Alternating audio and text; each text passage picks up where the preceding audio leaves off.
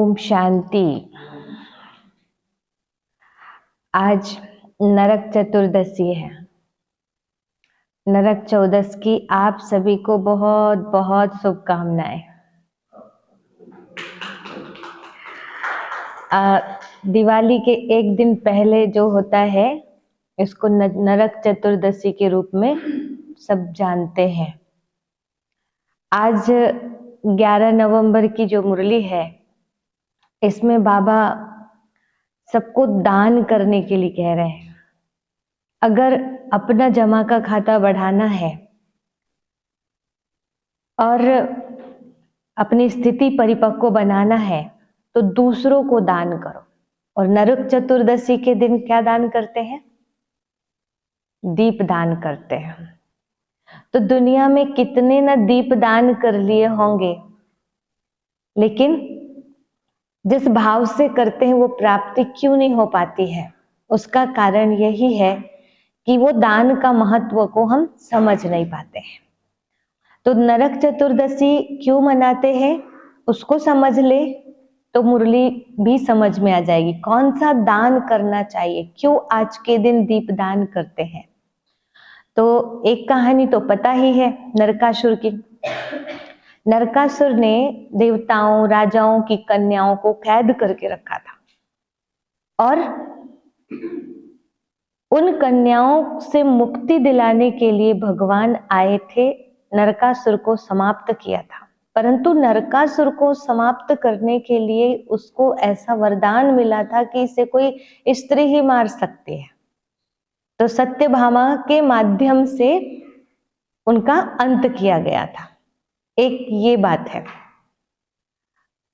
उन सभी कन्याओं को जब नरकासुर से मुक्त किया तो वो कहने लगी हम कहाँ जाएं, समाज में हमें सम्मान कौन देगा। तो भगवान ने उन सब को अपनी पत्नी का दर्जा दिया और अपना बना लिया। अब ये कहानी हम जानते हैं। एक कहानी ये भी आती है, काली जी जो है ना, काली जी का आज जन्म दिवस मनाया जाता है। इसको काली चौदस भी कहते हैं। नरक चतुर्दशी भी ठीक है, काली चौदस आज काली जी का प्राकट्य दिवस है। तो इससे समझ में आता है कि इस संसार में जो भी माताएं बहनें कन्याएं कैद में हैं, नरक में रहने वाले असुरों से, उनसे मुक्ति अगर चाहे तो उसके लिए नारी को स्वयं ही अपना काली स्वरूप धारण करना पड़ेगा, विकराल स्वरूप धारण करना पड़ेगा। नारी ही स्वयं नरकासुर को यानी जिनसे वो कैद है उन पर विजय प्राप्त कर सकती है। भगवान भी ये काम नहीं कर सकता। तो काली जी कहीं जन्म नहीं लेती है, उनके कोई मम्मी पापा नहीं है काली जी के। इसका अर्थ ये है कि हमारे अंदर जो भयंकर स्वरूप है, शक्तिशाली स्वरूप है, उसको दबा के बैठे हैं और दूसरों के अधीन होके बैठे हैं। दुनिया जैसे चाहे वैसे चला रही है, जो चाहे सो करा रही है हमसे, पाप पे पाप हो रहे हैं, हमसे पाप करवा रहे हैं, तो भी हम चुपचाप बैठे।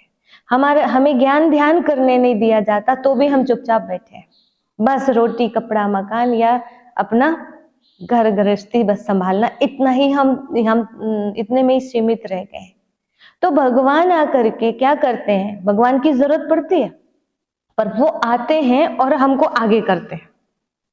तो सत्यभामा को आगे किए, रथ का सारथी बनाए और तुम ही इन पर विजय प्राप्त करो, ये बोला था। तो इसका मतलब ये है कि हम आत्माओं को बाबा अभी आगे करते हैं और शक्तिशाली स्वरूप हमारा बनाते हैं। और उस शक्तिशाली स्वरूप को जब हम धारण कर लेते हैं तो हम किसी के अधीन नहीं होते, सब पर विजय प्राप्त करने की क्षमता होती है हमारे अंदर, क्योंकि हमारे पास भी शक्ति है और हमारे पीछे कौन है? स्वयं भगवान है। उनका हाथ हमारे सिर पर है। तो हम कैसे भी असुरों को, कैसे भी अत्याचार भ्रष्टाचार को खत्म कर सकते हैं, ये शिक्षा मिलती है। इसलिए इसको नरक चतुर्दशी और काली चौदस, इसको रूप चौदस भी कहते हैं। इसकी भी कहानी आती है कि एक महात्मा, एक साधु, वो तपस्या करने के लिए बैठा। उसका मन बहुत लगता था भगवान की याद में, मनन चिंतन खूब करता था। लेकिन जैसे तपस्या में बैठा, समाधि में गया, वैसे ही उसके शरीर पर कीड़े लग गए, बालों में कीड़े लटकने लगे, आंखों के पलकों में कीड़े लटकने लगे इससे वो बहुत दुखी रहने लगा कि मैं इतना अच्छा कर रहा हूं लेकिन ये सब क्या हो रहा है। तो नारद जी आए और उन्होंने बताया कि आपके दुख का कारण है कि आप मनन चिंतन तो बहुत करते हो, भगवान का ध्यान भी बहुत करते हो, लेकिन आपको देहाचार नहीं आता है। देह का भी कुछ नियम संयम, देह के भी कुछ मर्यादाएं होती है। जैसे मान लो हम दिन रात भक्ति करते रहे और शरीर से बदबू आती रहे, तो क्या ये ठीक है? नहीं, मेरे को पूजा ही करना है, मैं अभी ना शरीर के लिए भी सुबह उठना, इसको जो अपनी दिनचर्या होती है उस आधार पर इसको चलाना, इस पर भी थोड़ा वक्त देना पड़ता है। लेकिन हम पूरे टाइम एक ही काम करते रहे तो शरीर का क्या होगा? खराब होगा कि नहीं होगा? तो फिर उन्होंने कहा देहाचार तो बाद में बताऊंगा, पहले तो तुम ये जो आज का दिन है इसमें व्रत करो और कृष्ण जी से शिक्षा लो, कृष्ण जी के जीवन चरित्र को समझो, उनसे उनको आचरण में लाओ। तो कैसे उनका शरीर भी सुंदर और आत्मा भी सुंदर थी, वैसा उनको करने के लिए कहा गया कि देहाचार भी करो। और दूसरी चीज, देहाचार मतलब समझ गए, सुबह से शाम तक की जो दिनचर्या है, शरीर को कब खिलाना है, कब स्नान कराना है, कब क्या करना है, तो ये सब का बैलेंस रखना भी बहुत बहुत जरूरी है। जब उन्होंने ये सब किया तो उससे फिर उनका वो स्वरूप फिर से वापस आ गया, फिर से वो सुंदर हो गए। तो इसको रूप 14 भी कहते हैं। कई तरह की कहानियां बहुत सारी बनाई हुई है, लेकिन हमको इनसे सीखना क्या है? सीखना ये है कि आज के समय, आज के दिन में उबटन लगाने के लिए, तिल्ली के तेल से मालिश करने के लिए ऐसे भी बोला जाता है, फिर स्नान करने के लिए बोला जाता है। इसका अर्थ यही है कि जब कलयुग का अंत समय आता है और राम राज्य की स्थापना होती है, लक्ष्मी नारायण का राज्य आने वाला होता है, उस समय भगवान आकर के हम सब आत्माओं को तन से, मन से, धन से सब प्रकार से शुद्ध पावन बनाने की स्कीम सिखाते हैं। और वो जो करता है ये सब कुछ, तो वो सुंदर भी बन जाता है, मन से भी और तन से भी, क्योंकि सतयुग में तन और मन दोनों की सुंदरता बहुत जरूरी होती है। तो आज के दिन के लिए विशेष कहा कि यदि तन मन धन सबकी सुंदरता चाहिए तो उसके लिए क्या करना पड़ेगा? राजा बलि की भी आज की कहानी है। उनके लिए भी यही कहते हैं कि भगवान ने उनसे छल करके 3 पग पृथ्वी मांगा और उन्होंने तीन पग में सब कुछ माप लिया था। तो इसका मतलब ये, उन्होंने बोला था बलि ने, मुझसे छल करके लिया है आपने, इसलिए मुझे 3 दिन का राज्य कम से कम धरती में चाहिए। तो ये आज से 3 दिन का राज्य जो है राजा बलि का होता है, ऐसे मानते हैं, उसी के लिए दीप दान करते हैं। तो कहने का मतलब ये है कि हम सभी लोगों को भी दान करना चाहिए, राजा बलि से प्रेरणा लेकर के। अभी कई लोग कहते हैं ना, अरे वहां जुड़ जाओगे ना, सब लुट जाओगे, लुट जाओगे। तो ऐसे बलि को भी क्या सिखाते थे उनके गुरुजी? शुक्राचार्य क्या सिखाते थे? ये बहुत छली है, भूल के भी इनकी बातों में नहीं आना। लेकिन वो भूल के क्या, जानबूझ के वो उनकी बातों में आए, और अगर भूल से भी इस मार्ग पे आ गए ना, तन मन धन भगवान का कर दिए ना, और भगवान के अनुसार अपने तन मन धन को चलाने लगे, तो क्या होगा? राजा बलि का तो उद्धार हो गया, तो कम से कम राज्य करने तो मिला उनको, है कि नहीं? तो हम लोगों को भी अगर भूल से भी हम भगवान के बन जाते हैं, तन मन धन 3 पग पृथ्वी भगवान को अर्पण कर देते, तो नुकसान हमारा कुछ नहीं होने वाला है। संसार कितना भी कहे अरे वहां मत जाओ नहीं तो ऐसा हो जाएगा, सब कुछ लूट लेंगे, सब अपना बना लेंगे, ऐसे हो बोलते ना, तो अगर भूल से बना भी लिए तो अच्छी बात है ना। जो अपना तन मन धन लगाएगा तो वो अच्छा ही बनेगा, वो सफल ही होगा उसका, और वो आगे भी सफलता प्राप्त करेगा। तो अभी भगवान हमको क्या करते हैं? अपना बनाते हैं और फिर सब कुछ हमको वापस लौटा देते हैं। जितना लिया था वो सब कुछ वापस कई गुना करके लौटा देते हैं। तो कितना अच्छा समय है ये। इसी समय पर हमको पुराने खाते खत्म करना है और नए खाते शुरू करना है। तो आज जितना कालापन है, आज जितना नरक के असुर हमारे अंदर बैठे हैं, आज हम इनको क्या करेंगे, समाप्त करेंगे, तब जाके कल बड़ी दिवाली मनाएंगे। आज छोटी दिवाली कर ले पहले, तब फिर बड़ी दिवाली मनाएंगे। तो बड़ी दिवाली में तो राज्याभिषेक होगा सीधे, है ना। तो राज्याभिषेक हो उसके पहले ये कालापन को खत्म तो कर लो, नरकासुर को खत्म तो कर लो अपने अंदर के, है ना। और जो अब फंसे हैं दूसरे के चक्करों में, तो वो थोड़ा विकराल रूप धारण करो, काली जी का प्राकट्य करो अपने अंदर में, तो ये काली चौदस हो जाएगी। तब जाके कल आनंद आएगा। आज को नहीं मनाया आपने आज के तरीके से, तो कल आनंद आने वाला नहीं है, कल बड़ी दिवाली नहीं हो पाएगी। तो चलो कैसे बनाना है, क्या दान करना है। दीपदान मतलब वे मिट्टी के दिए बनाकर ही वो दान नहीं करना है, वो करो ठीक है, दुनिया की परंपरा, लेकिन हमको लोगों को जिये दान देना है। दुखी अशांत आत्माएं, उनको खुद को मुरली सुन करके दूसरों को मुरली सुनाना, ये भी बहुत बड़ा जिये दान देना है। आज बाबा ने मुरली का बहुत महत्व बताया है, इसलिए चलिए हम डायरेक्ट बाबा के महावाक्य सुनते हैं। बाबा ने कहा, मीठे बच्चे, जितना तुम बाबा को याद करेंगे, जितना तुम बाबा को याद करेंगे, उतना तुम्हारी बुद्धि का ताला खुलेगा, उतना तुम्हारी बुद्धि का ताला खुलेगा। तुम्हें घड़ी घड़ी बाप की याद, जिन्हें घड़ी घड़ी बाप की याद भूल जाती है, जिन्हें घड़ी घड़ी बाप की याद भूल जाती है, वह है अनलकी बच्चे, दुर्भाग्यशाली बच्चे, भाग्यशाली नहीं है। मतलब बाबा की याद का भूल जाना, इसको साधारण नहीं समझना चाहिए हमें, ये भी हमारा दुर्भाग्य है जो हम बाबा को याद नहीं कर पाते हैं। प्रश्न है, खाता जमा करने का आधार क्या है? खाता जमा करने का आधार क्या है? सबसे बड़ी कमाई किसमें है? सबसे बड़ी कमाई किसमें है?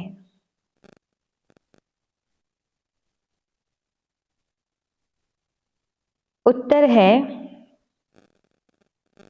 खाता जमा होता है दान करने से। खाता जमा होता है दान करने से। जितना तुम दूसरों को बाप का परिचय देंगे,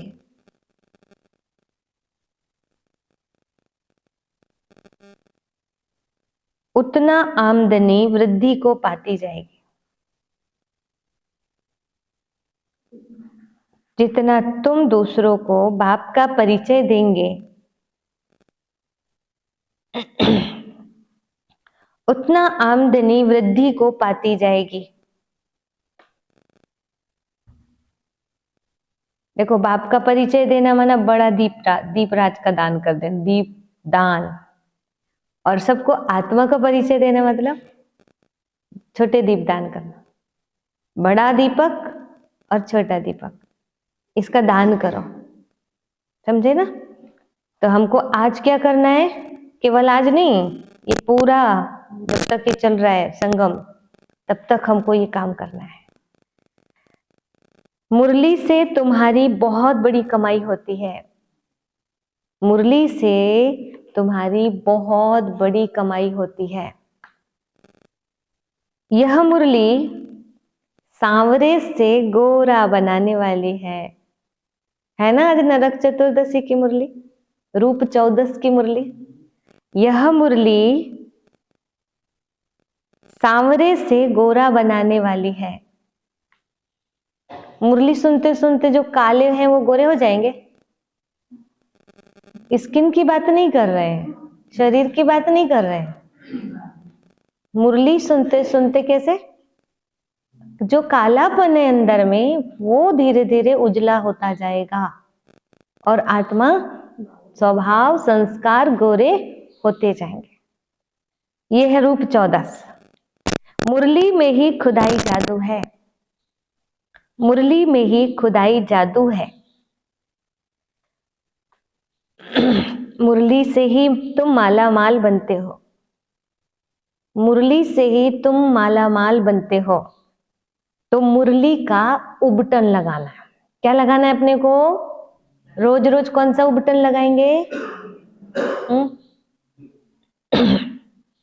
और अच्छे से मालिश करना है। किसकी? आत्मा की।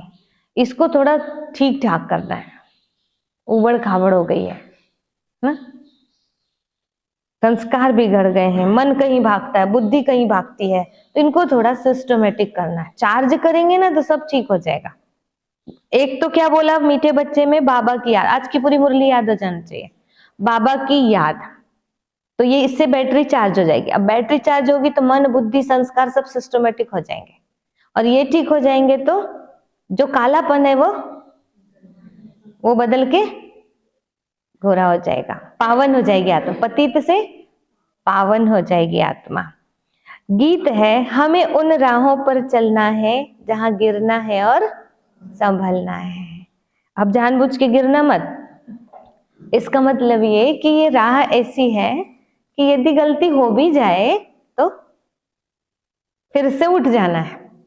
नहीं हो पाएगा ऐसे करके बैठ नहीं जाना है, फिर से उठ जाना। चलिए बाबा को याद करते हैं।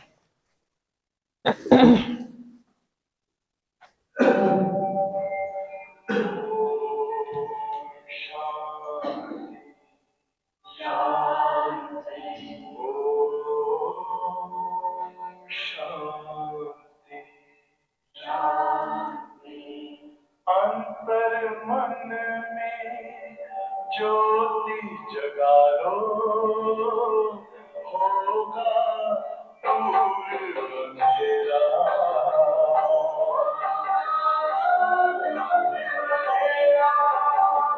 शिव का कर लो ध्यान, आ रहा पावन पुण्य सवेरा।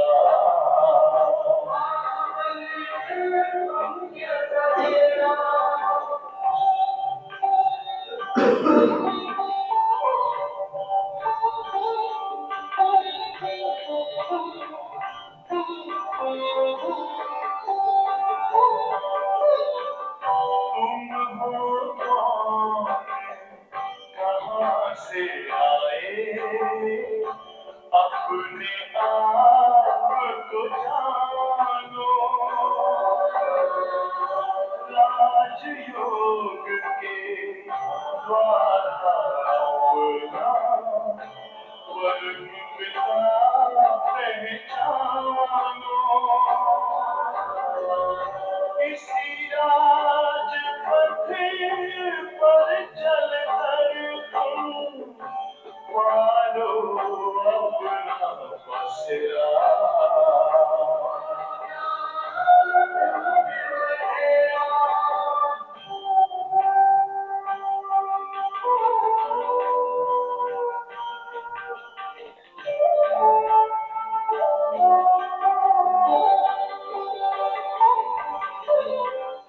तुम हो आत्मा तन से प्यारे, परमात्मा को प्यारे। दिव्य रूप को धारण करके योगी बनो दुलारे। ज्योति बिंदु ही तोड़ेगा ये माया मोह का घेरा।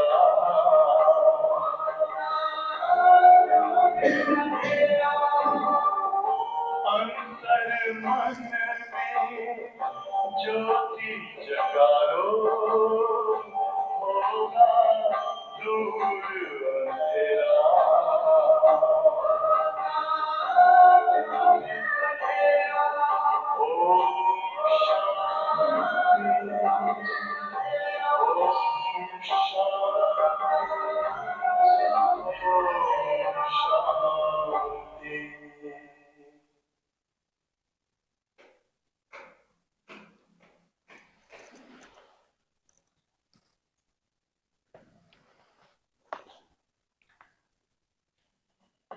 ओम शांति।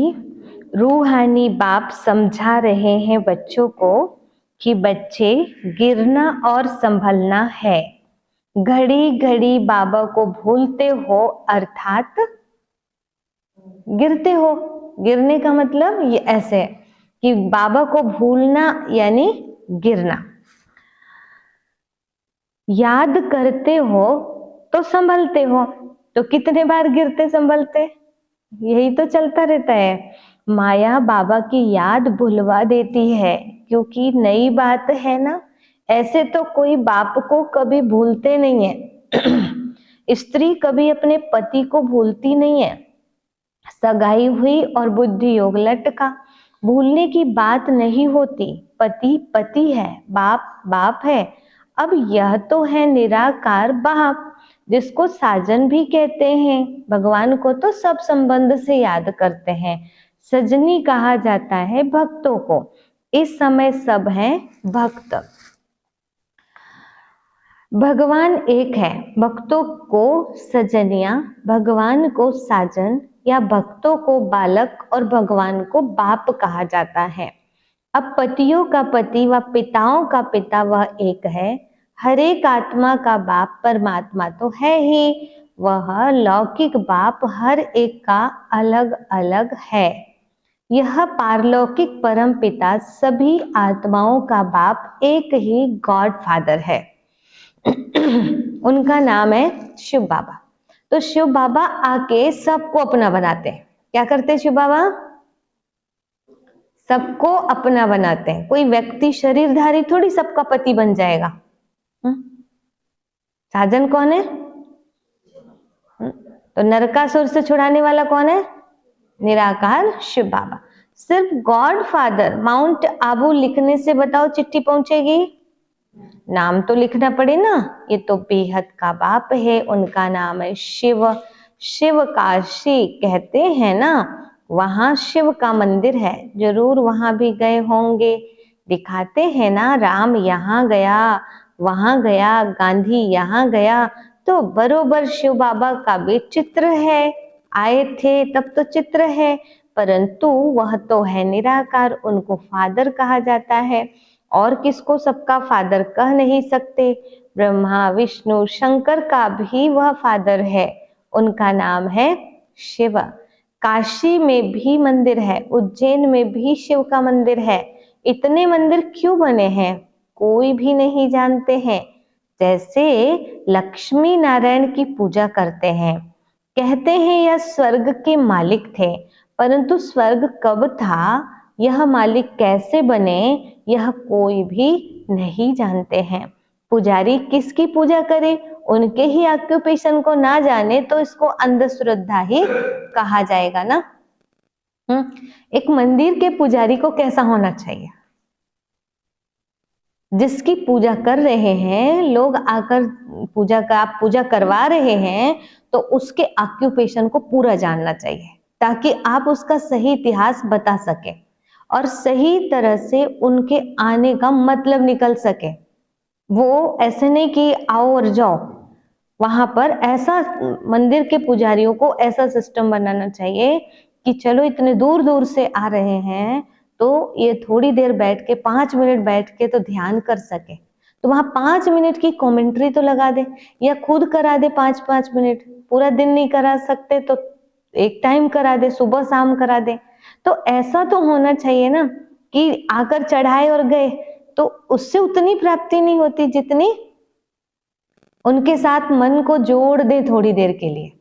तो ये भी पुजारियों का लक्ष्य होना चाहिए। पर बाबा कहते हैं तो वो तो उनके ऑक्यूपेशन को जानते नहीं है, तो इसको अंधश्रद्धा कहा जाएगा ना। यहाँ भी बाबा कहते हैं परंतु पूरा परिचय नहीं है। ऐसे यहाँ भी है। ये मंदिर के हालात ऐसे हैं और सेंटर के हालात, ब्रह्मा कुमारी सेंटर के हालात कैसे? देखो क्या कह रहे, यहाँ भी बाबा कहते हैं परंतु पूरा परिचय नहीं है। बाबा तो कहते हैं लेकिन परिचय पूरा नहीं है। माता पिता को जानते नहीं हैं। लक्ष्मी नारायण के पुजारी पूजा करते हैं, शिव के मंदिर में जाकर महिमा करते हैं, गाते हैं तो माता पिता हम बालक तेरे, परंतु वो कैसे माता पिता हैं, कब बने थे, कुछ भी नहीं जानते। तो भारतवासी ही बिल्कुल नहीं जानते। शुरू में आए, कहा कि अंदर से यही था कि इधर आने से शांति मिलेगी, इधर आने से सब ठीक हो जाएगा। आते रहे, बाबा बाबा करते रहे, बाबा ऐसा कर दो वैसा कर दो बोलते रहे, परंतु योग लगाए नहीं। बस बोलना बस रहा, बाबा की सुने नहीं, बाबा से कनेक्शन नहीं जोड़े। ये काम कर दो वो काम कर दो, नहीं हुआ। थोड़े दिनों के बाद में बाबा को छोड़ दिए। क्यों छोड़ दिए? तो कहे वहां तो गए तो हमें कुछ मिला ही नहीं, कुछ प्राप्ति ही नहीं हुई। अर्जुन भी ऐसे ही करते तो क्या होता? अर्जुन को भगवान ज्ञान दे रहे हैं, अर्जुन ऐसे करो ऐसे करो, वो कहे कि तुम कर दो ना, तुम कर दो ना, तो भगवान क्या कहेंगे? करना है तो कर, नहीं तो मैं चला किसी दूसरे को बता दूंगा, दूसरे को समझा दूंगा ये ज्ञान, है ना? बोलते नहीं बोलते? अर्जुन भी बीच में छोड़ सकता था, परेशान हो गया था, मुझसे नहीं होगा नहीं होगा नहीं होगा। भगवान ने समझाए, कोई बात नहीं, गिर गया तो उठ जा, गिर गया तो उठ जा, ये बोला ना, नहीं हो रहा हो जाएगा ना, मैं हूं ना। तो ऐसे भगवान भी हमको रोज अभी क्या करते हैं? मुरली के द्वारा समझाते हैं, कोई बात नहीं, करो, हो जाएगा हो जाएगा। फिर हिम्मत हारते, फिर कोई परिस्थिति आ जाती है, फिर हिम्मत हारते हैं। बाबा कहते हैं नहीं नहीं उठो तो सही, हो जाएगा। अब मुरली ही नहीं सुनेंगे तो क्या होगा? और बाबा जो कहते हैं वो करेंगे ही नहीं। बाबा आप ही कर दो ना, आप ही कर दो ना, और फिर कहें आप लोग योग लगाना, आप लोग योग लगाना, बहनों को बोलेंगे। तो आप भी तो कुछ करो, हम तो लगाते ही हैं, ठीक है लगाएंगे ही, पर आप भी तो कुछ करो, है ना? हम कुछ करना ही नहीं चाहते तो फिर क्या करेंगे? मदद ही नहीं मिलती, छोड़ो। जबकि सब जानते हैं मेरे कर्म का फल मेरे को मिलेगा, पर पता नहीं सारा ज्ञान कहाँ चला जाता है।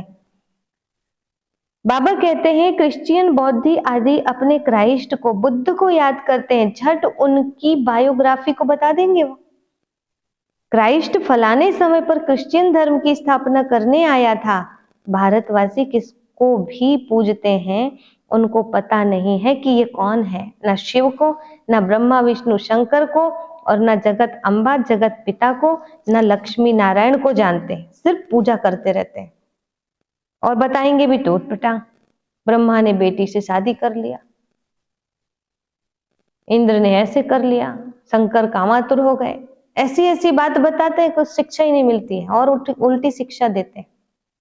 क्या मतलब ये बातें बताने से, जबकि ऐसी बात भी नहीं है। तो बाबा कहते हैं मिलावट कर डाले हैं सारा, ऑक्यूपेशन को कुछ नहीं जानते, ना देवता के न भगवान को। तो उनकी बायोग्राफी क्या है, कुछ भी नहीं जानते हैं। बाबा आत्माओं को बैठ समझाते हैं, तुम जब स्वर्ग में थे तो तुम्हारी आत्मा और शरीर दोनों पवित्र थे, तुम राज्य करते थे, तुम जानते हो बरोबर हम राज्य करते थे, हमने पुनर्जन्म लिए हैं, 84 जन्म भोगते भोगते बादशाही गंवा दी है, गोरे से काले बन गए हैं, सुंदर थे, कैसे थे? सुंदर थे, अब श्याम बन गए हैं। अगर हम लोग मुरली को ध्यान से सुने तो जिस दिन जो रहता है उसी पर बाबा मुरली चला देते हैं ना। अब हमको यहाँ नरक 14 लिखा हुआ मिलना चाहिए, ऐसे नरक 14 में नहीं लिखा रहेगा, चलो आज नरक 14 की मुरली है, नरक 14 है ये मुरली में, नरक 14 मना लिया जाएगा अगर मुरली समझ लिया जाए तो। बाबा कहते हैं सुंदर थे अब श्याम बन गए हैं। आजकल नारायण को भी तो सांवरा दिखाते हैं, तो सिद्ध होता है वही कृष्ण वही नारायण था, परंतु इन बातों को बिल्कुल समझते नहीं है। ऐसा इसलिए दिखाते सांवरा सांवरा सारे देवताओं को क्योंकि ये लोग ही सुंदर थे और ये ही फिर सांवरे बन गए, कालिया नाग का असर होने से। ऐसे फिर कालिया नाग के ऊपर डांस भी करते हैं, ये भी तो दिखाया है। तो वो डांस करने का टाइम अभी है विकारों पर विजयी बनने का। यादव है मूसल इन्वेंट करने वाले, और कौरव पांडव भाई भाई थे। तो जो मिसाइल तैयार कर रहे हैं वो यादव, भगवान की सेना है वो भी। और हम लोग भारतवासी आपस में कौन है? कौरव पांडव। जिनको भगवान चाहिए वो पांडव, और जिनको प्रॉपर्टी चाहिए, पद पोजीशन चाहिए, हिस्सा चाहिए, ये सब वो है। ऐसे बाबा के बच्चे, बाबा के बच्चों में भी एक बाबा में राजी है, बाबा मिल गया बस, बाबा की सेवा मिल गई बस। और एक है कि हमको सेंटर चाहिए, हमको वो चाहिए, हमको पद चाहिए, हमको भाई बहने भी हमको मान सम्मान चाहिए, हमको ये चाहिए, हम वहां गए हमको पूछा ही नहीं, हमको आगे किया जाए, ये सब चाहिए। तो कौरव कि पांडव? अच्छे से चेक करना है। बाबा कहते हैं यह भी आसुरी थे, इन्हों को बाप ने उच्च बनाकर दैवी भाई बनाया है। दोनों भाइयों का क्या हुआ? बरोबर पांडवों की जीत हुई और कौरव विनाश हो गए। यहाँ बैठे हुए भी भल मम्मा बाबा कहते हैं, देखो पूरा टारगेट आज बाबा किधर किधर है। भल मम्मा बाबा कहते हैं परंतु जानते नहीं हैं। बाप की श्रीमत पर नहीं चलते हैं। दुर्योधन भी बोलता है गुरु, द्रोण को गुरु ही तो बोलता था, पितामह ही बोलता था, पर पितामह की बात नहीं मानता था, गुरु की बात नहीं मानता था। जानते नहीं है कि बाबा हमको राजयोग सिखला रहे हैं, निश्चय नहीं रहता। तो सुन लो, जो बाबा के बच्चे निमित्त का कहना नहीं मानते, बाबा का कहना, बाबा मतलब उसमें कृष्णा दिखा दिया, और निमित्त मतलब गुरु वगैरह जो है ना बने हुए बड़े, उनका कहना नहीं मानते, मन माना आचरण इससे उससे मिलके करते हैं। जैसे कर्ण से मिल गए, शकुनी से मिल गए, इनसे मिल करके प्लानिंग पे प्लानिंग, प्लानिंग पे प्लानिंग कर रहे हैं। क्या होगा? अपने ही रचे हुए जाल में खुद ही फंस जाएंगे। देह अभिमान होने कारण देह के मित्र संबंधियों आदि को याद करते हैं। यहाँ तो देही बाप को याद करना है, यह नई बात हो गई। मनुष्य कोई समझा ना सके। यहाँ माता पिता के पास बैठे हुए भी उनको जानते नहीं, यह वंडर है ना। जन्म ही यहाँ हुआ फिर भी जानते नहीं, क्योंकि निराकार है, उनको अच्छी रीति समझ नहीं सकते हैं। सामने से दिख जाए तो मान लेना, निराकार है तो थोड़ा समझने में टाइम लगता है। उनकी मत पर नहीं चलते तो फिर आश्चर्यवत भागंती हो जाते हैं, जिससे स्वर्ग का 21 जन्म का वर्षा मिलता है। उनको नहीं जानने से भाग जाते हैं। जो बाप को जानते हैं उनको बख्तावर कहा जाता है। दुख से लिबरेट करने वाला तो एक ही बाप है। दुनिया में दुख तो बहुत है ना, यह है ही भ्रष्टाचारी राज्य। ड्रामानुसार फिर भी 5000 वर्ष बाद ऐसी ही भ्रष्टाचारी सृष्टि होगी। फिर बाप आकर सतयुगी श्रेष्ठाचारी स्वराज्य स्थापन करेंगे। तुम मनुष्य से देवता बनने आए हो, यह है मनुष्यों की दुनिया। देवताओं की दुनिया सतयुग में होती है। यहाँ है पतित मनुष्य, पावन देवताएं सतयुग में होते हैं। यह तुमको ही समझाया जाता है जो तुम ब्राह्मण बने हो। जो ब्राह्मण बनते जाएंगे उनको समझाते जाएंगे। सब तो ब्राह्मण नहीं बनेंगे, जो ब्राह्मण बनते हैं वही फिर देवता बनते हैं। और ब्राह्मण ना बना तो एक बार खड़े हो जाओ, जरा सभी खड़े हो जाओ। अब थोड़ा सा चिंतन करो, खड़े क्यों किया होगा? सबको नहीं, 2-4 के खातिर सबको खड़े करना पड़ा। चल बैठ जाओ। जो ब्राह्मण नहीं वो देवता नहीं। बाबा मम्मा कहा तो ब्राह्मण कुल में आया, फिर है सारा पढ़ाई के पुरुषार्थ पर मदार। देखो बाबा मम्मा कहा तो क्या हुआ? ब्राह्मण कुल में आ गए। अब बाकी पढ़ाई पर है, आप कितना पढ़ते हैं उस आधार पे पद मिलेगा। यह किंगडम स्थापन हो रही है और इब्राहिम, बुद्ध आदि कोई किंगडम स्थापन नहीं करते हैं। क्राइस्ट अकेला आया, किसी में प्रवेश कर क्रिश्चियन धर्म स्थापन किया। फिर जो क्रिश्चियन धर्म की आत्माएं ऊपर में हैं वो आती रहती है। देखो क्या बोला, क्राइस्ट ने किसी के तन में प्रवेश किया। जो धर्म स्थापन करने आए थे ना, उनको सूली पर थोड़ी चढ़ाए थे। वो आत्मा ने अपना काम किया और वो निकल के चली गई, और जिस तन में प्रवेश किया था वो अपने कर्मों का फल भोग रहा था। नहीं तो पहली बार आत्मा आ रही है और इतना कैसे कष्ट सहेगी, खीले से ठोक रहे हैं, ये सब कर रहे हैं। प्रवेश किया था तब स्थापन करने की ताकत थी उनके अंदर, धर्म स्थापन करने की। उसने दूसरा शरीर लिया, फिर ये दूसरे शरीर वाला, ये आत्मा दूसरी थी जिसने कष्ट सहा। बाबा कहते हैं अभी सब क्रिश्चियंस की आत्माएं यहाँ हैं, अभी अंत में सबको वापस जाना है। बाबा सभी का गाइड बन सबको दुख से लिबरेट करते हैं। बाप ही है सारी ह्यूमैनिटी का लिबरेटर और गाइड। सब मनुष्य आत्माओं को दुखों से छुड़ाने वाला, रास्ता दिखाने वाला एक बाप है। अभी यह साकारी सृष्टि पतित है, अब इन सबको पावन कौन बनाए, जो निराकारी दुनिया में जा सके। इसलिए बुलाते हैं ओ गॉड फादर आओ। गॉड फादर आकर बतलाते हैं कि मैं एक ही बार आता हूँ जब सारी दुनिया भ्रष्टाचारी बन जाती है। कितनी गोलियां बारूद आदि बनाते रहते हैं एक दो को मारने के लिए। एक तो बॉम्ब्स बना रहे हैं और दूसरे फिर नेचुरल कैलेमिटीज, फ्लड्स, अर्थक्वेक आदि होगी, अकाल पड़ेगा, भूकंप आएगा, ये सब होगा। बिजली चमकेगी, बीमार पड़ जाएंगे, क्योंकि खाद तो बननी है ना, इन शरीरों से खाद बनेगी। सतयुग में बहुत अच्छे फल मिलेंगे, खाद तैयार हो रही है अभी। तो बाबा कहते हैं पूरी प्लानिंग है बाबा के पास, ऐसे नहीं कि बस बोल दिए सतयुग आ रहा है, खाद भी लगेगी वहां। सोचो, इतना कौन सोच सकता है? गंध की ही खाद बनती है, हा? तो इस सारी सृष्टि को खाद चाहिए। और अभी जब बम विस्फोट होगा तो उस समय टेम्परेचर बहुत बढ़ जाएगा, उस समय सारा सोना इकट्ठा होगा, खाने बनेंगी, प्योर सोना बन जाएगा।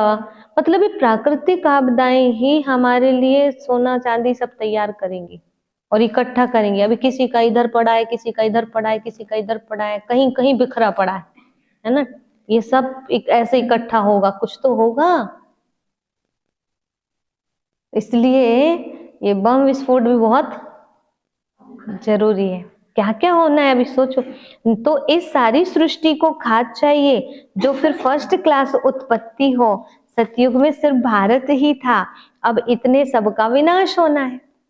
जब सतयुग था तो केवल भारत था, तो अब सतयुग आएगा तो केवल भारत होगा, पर भारत को भी सिस्टमेटिक करना पड़ेगा ना। अभी किसी के मकान इधर मुंह के बन गए तो किसी के इधर मुंह के बन गए, ऐसे थोड़ी रहेगा। इसलिए इनको पूरे को गिराना पड़ेगा और फिर सिस्टमेटिक बनाना पड़ेगा। तो अब इतने सब का विनाश होना। बाबा कहते मैं आकर दैवी राजधानी स्थापन करता हूँ और सब खत्म हो जाएंगे, बाकी तुम स्वर्ग में जाएंगे।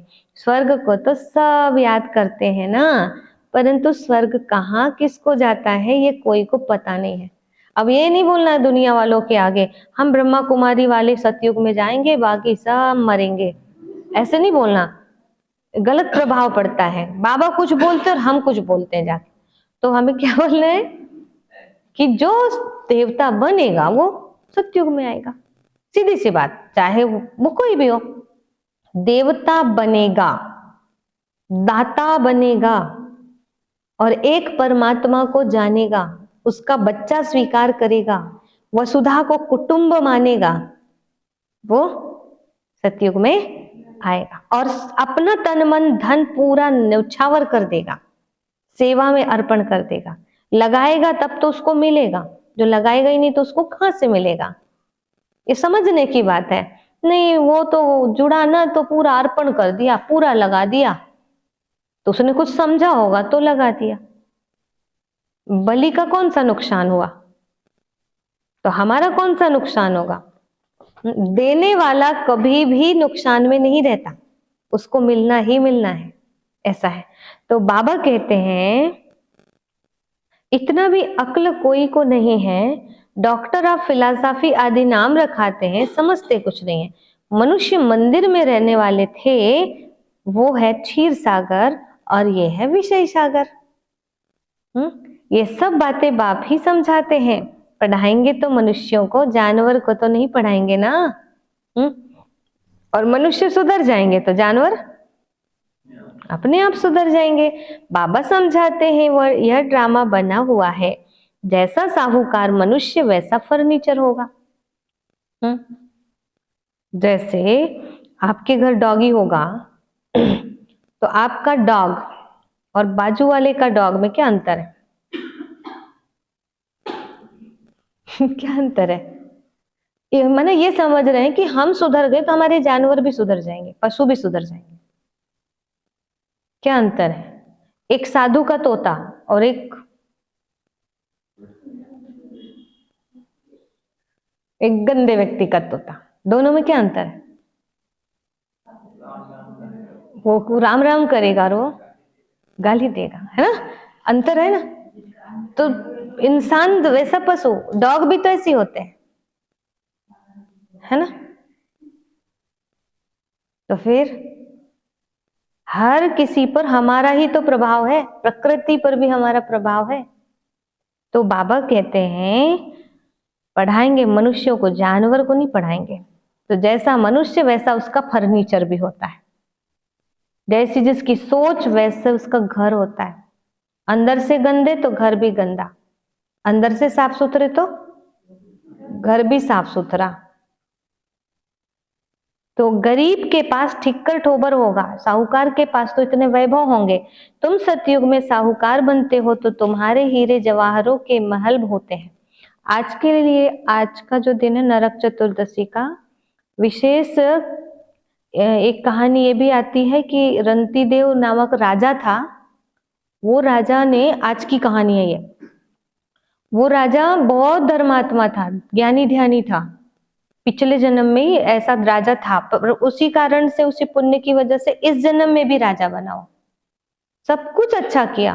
परंतु लास्ट में देखा कि यमदूत आ गए हैं मुझे लेने के लिए और बड़ी आंखें दिखा रहे हैं, लाल लाल लाल। डर गया, बोला आप लोग मुझे डरा क्यों रहे हो? तो बोले चलो नर्क चलना है आपको। आज का दिन नर्क से मुक्ति का दिन है, पता है आपको कैसे? पाप कर्मों से मुक्ति का दिन है आज का दिन। तो कहते हैं कि उन्होंने कहा मैंने ऐसी क्या गलती किया जो आप मुझे नर्क में ले जा रहे हो? तो बोले आपने जितने पुण्य किया वो सब जानते हैं, दुनिया जानते हैं, जितना दान किया, धर्म किया वो दुनिया जानते हो, तुम जानते हो, लेकिन तुमने जो पाप किया वो केवल भगवान जानता है। तो बोले मैंने कौन सा पाप किया? बोले आपके घर से एक साधु महान आत्मा भूखा चला गया था वापस, तुम ध्यान नहीं दे पाए थे, ये पाप हुआ है तुमसे। तो बोले इसके लिए मुझे 1 वर्ष का टाइम दे दो। उन्होंने 1 वर्ष का टाइम दिया था उनको पश्चाताप के लिए और उस पाप से मुक्ति के लिए। और वो 1 वर्ष में ऐसी तपस्या किए, ये व्रत किए नरक चतुर्दशी का, और उससे वो मुक्त हुए। तो उसमें बताया गया कि जितने समाज में जिसको जो चीज की आवश्यकता है उसका दान दो। किसी वजह से वो अब आगे नहीं बढ़ पा रहे तो वो उनकी वजह पूरी करो, ऐसा। तो उन्होंने ये सब किया था और मुक्त हुआ था। तो कहने का भाव ये है कि एक भी त्रुटि होती है हमसे तो उसका भी पाप बनता है और वो हमको भोगना पड़ता है। तो वो अभी कल आ जाएगा लक्ष्मी नारायण का राज, सतयुग, बड़ी दिवाली। तो आज ही हमको पुराने पापों से मुक्त होना है, मतलब सतयुग आने के पहले ही हमको ये सब पुरुषार्थ करना पड़ता है, ठीक है? तो सब उबटन लगाओ, मुरली का उबटन आत्मा को लगाओ, तब गोरी होगी आत्मा, काली हो गई है बहुत। और पापों को जलाने के लिए बाबा की याद करो।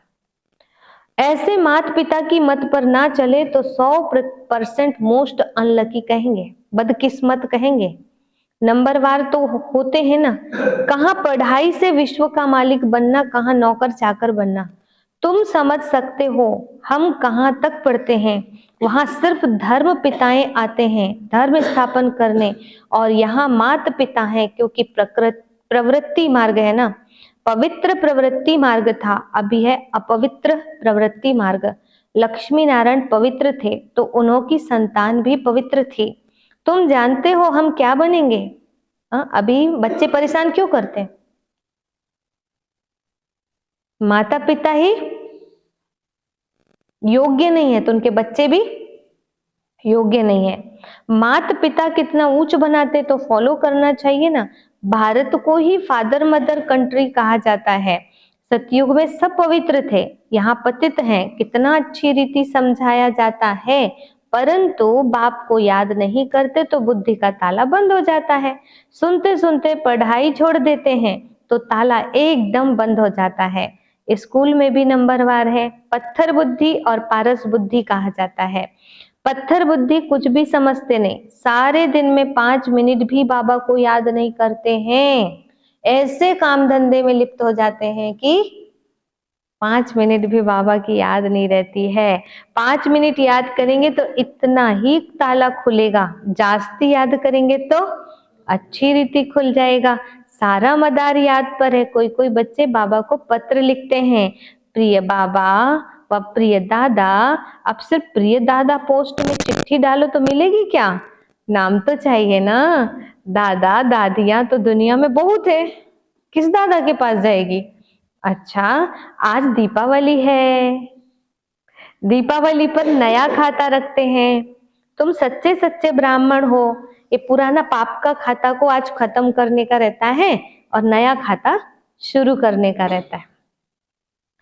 तो बाबा कहते हैं वह ब्राह्मण लोग व्यापारियों से नया खाता रखाते हैं, तुमको भी अपना नया खाता रखना है, परंतु यह है नई दुनिया के लिए। भक्ति मार्ग का खाता है बेहद घाटे का, और तुम बेहद का वर्षा पाते हो, बेहद की सुख शांति पाते हो। यह बेहद की बातें बेहद का बाप बैठ समझाते हैं, और बेहद का सुख पाने वाले बच्चे ही ये सब समझ सकते हैं। बाबा के पास कोटों में कोई ही आते हैं। चलते चलते कमाई में घाटा पड़ता है तो भी जमा किया है वह भी ना हो जाता है। जो पहले से जमा किया है वो भी ना हो जाता है अगर गड़बड़ किया तो। तुम्हारा खाता वृद्धि को तब पाता है जब कोई को दान देते हो। समझे? क्या दान करना है? दान नहीं देते हो तो आमदनी की वृद्धि नहीं होती है। तुम पुरुषार्थ करते हो, आमदनी की वृद्धि हो। मतलब सही बात है, दान करने से धन बढ़ेगा, आमदनी बढ़ेगी। ठीक है? आत्मा ज्योति जगाओ सबकी, दीप दान करो। वह तब होगी जब किसको दान करेंगे, फायदा प्राप्त कराएंगे। कोई को बाप का परिचय दिया, गोया जमा हुआ, बड़ा दीपक दान किया। बाप का परिचय दिया तो बड़ा, और आत्मा का दिया तो, आत्मा का दिया तो क्या, आत्मा का दिया दिया दिया दिया दिया जलाओ, सबको दो।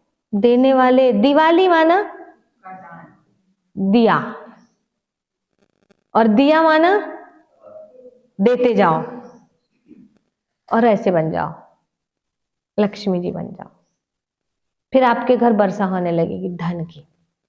पर दोगे नहीं तो मिलेगा नहीं। ठीक है?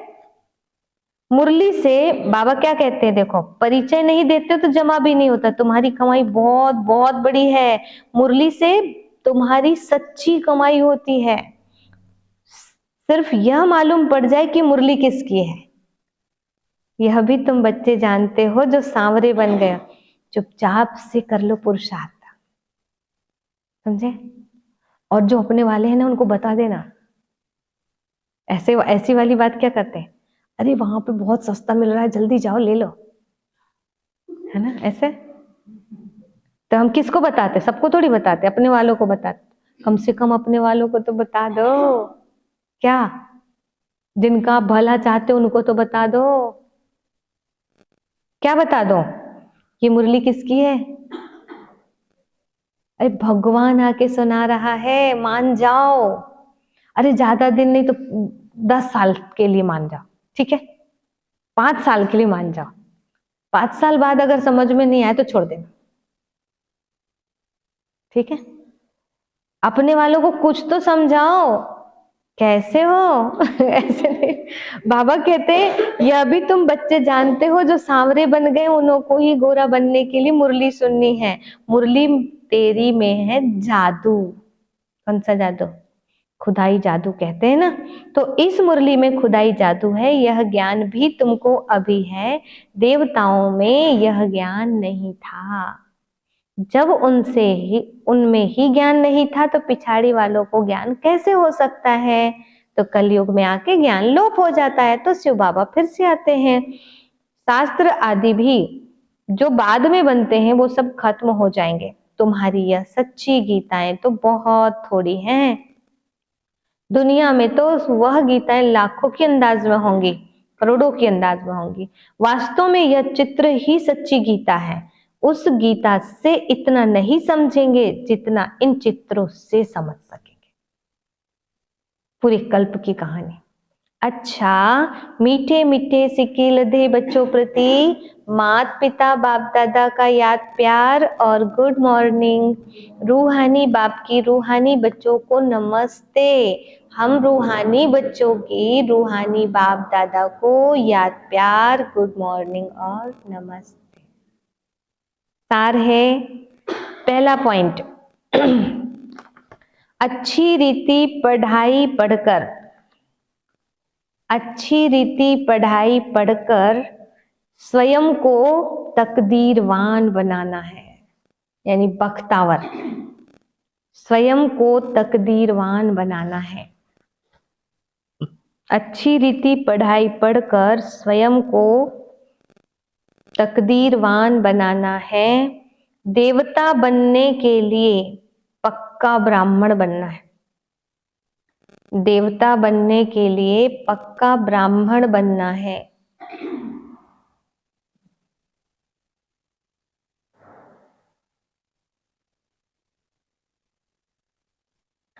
सेकंड पॉइंट है, देही बाप को याद करने के लिए, देही बाप को याद करने के लिए देही अभिमानी बनना है। देही अभिमानी बनना है।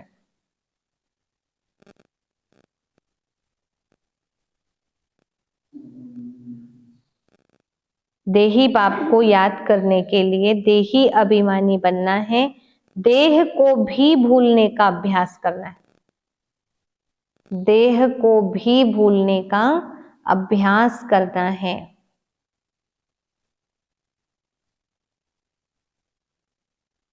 देह को भी भूलने का अभ्यास करना है। वरदान है,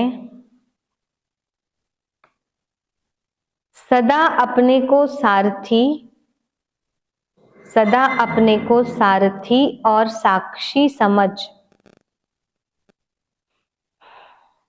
सारथी और साक्षी समझ देह भान से न्यारे रहने वाले, देह भान से न्यारे रहने वाले योग युक्त भव, देह भान से न्यारे रहने वाले योग युक्त भव। क्या कह रहे बाबा? योग युक्त रहने की सरल विधि है, सदा अपने को सारथी और साक्षी समझकर चलना। ये शरीर का मैं सारथी हूं और ये ड्रामा चल रहा है, साक्षी होकर ड्रामा को देखना है, किसी से अटैच होकर ड्रामा को नहीं देखना। नहीं तो पिक्चर देखते देखते भी रोना आ जाता है, अटैच हो जाते हैं, है ना? तो हमको क्या करना है? रथ को चलाने वाला, इस रथ को चलाने वाली हम आत्मा सारथी हैं। यह स्मृति स्वतः इस रथ अथवा देह से वह किसी भी प्रकार के देहभान से न्यारा बना देती है। देहभान नहीं तो सहज योग युक्त बन जाते हैं और हर कर्म भी युक्ति युक्त होता है।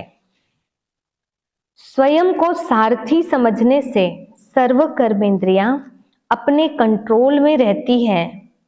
वह किसी भी कर्मेंद्रिय के वश नहीं हो सकते हैं। सारथी समझने से मैं आत्मा हूं और ये हाथ को अपने अनुसार चला रही हूं, पैर को अपने अनुसार चला रही हूं, और बार बार ये ध्यान रहेगा मुझे ऑर्डर देना है, इनको ऑर्डर पे चलाना है ना। तो आज तो बहुत अच्छा योग लग सकता है सारे दिन कर्म करते हुए। दिवाली की तैयारी और गोरे बनने की तैयारी, सारा दिन यही चलना चाहिए। स्लोगन है, विजयी आत्मा बनना है तो अटेंशन और अभ्यास। विजयी आत्मा बनना है तो अटेंशन और अभ्यास, इसे निजी संस्कार बना लो। विजयी आत्मा बनना है तो अटेंशन और अभ्यास, इसे निजी संस्कार बना लो। तो आज सारे दिन हमको बार बार अटेंशन देना है। किस बात में? मैं आत्मा सारथी हूं और ये शरीर रथ है, इसकी इंद्रियां घोड़े हैं और इन घोड़ों को मुझे ऑर्डर पे चलाना है। जो सही है वही कराना है, जो सही है वो बिल्कुल नहीं कराना है। जो सही है उसको नहीं करने का मन कर रहा है तो भी करना है, कराना है, और जो गलत है उसको करने का मन कर रहा है तो भी उसे कंट्रोल करना, रोकना है। और आज सारे दिन मुरली का उबटन लगाना है। मुरली में बाबा ने जो बोला है, बाबा की याद करके पुराने पापों को जलाना है, प्रायश्चित पुराने पापों का, और नए श्रेष्ठ कर्म का, पुण्य का खाता जमा करना है। ओम शांति।